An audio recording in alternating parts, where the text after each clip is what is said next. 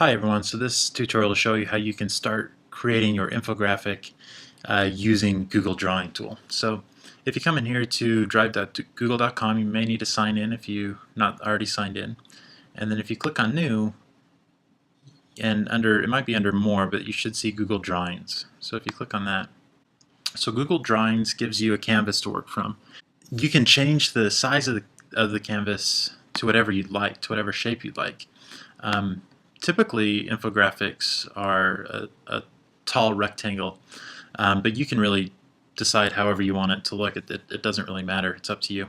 But one thing that I found when I was playing with this is if I'm going to make a tall rectangle, I actually need to zoom out and then expand it, and then I can zoom back in and do the things that I need to do. So let me show you how to do that. So if I go to View, you'll see that I have some shortcuts here for zoom in or zoom out. That's actually really helpful. So for a Mac, it's Command Option then plus to zoom in and minus to zoom out. It'll probably be a little different for the PC, but I'm going to go ahead and show you what that looks like. So I can go minus to zoom out, actually.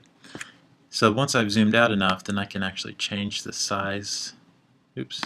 Change the size to what I like,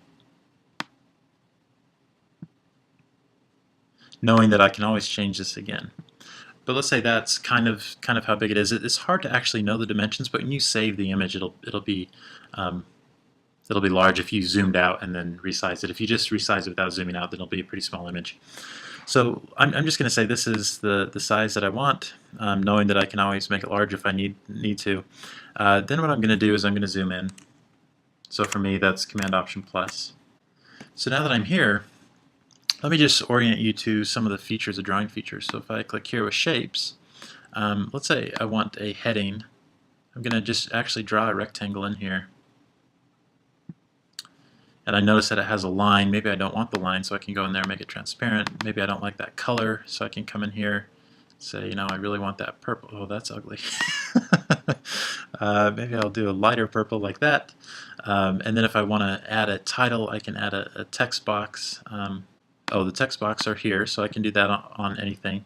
But I can also do word art. So if I come up here to Insert, you'll see that I have word art right here. So then I can just type in the title, hit Enter. Okay, so I'm not seeing it, so I'm going to zoom down, and sure enough, there it is, and it's purple, so I can't have it the same color. So I'm going to come in here and change the color slightly, and now I can use my arrows to bring it up, or I can click and drag either way. And if I don't like that color, which I don't actually, I can come up here and maybe I want it to be white. Okay, so that probably looks a little better. And then if I want to have another section, I can just copy that box, bring it down so that it's the exact same size, and then again I can change the color if I want to. And then have a new section. So maybe this talks about the introduction or introduces them to what blended learning is or something like that.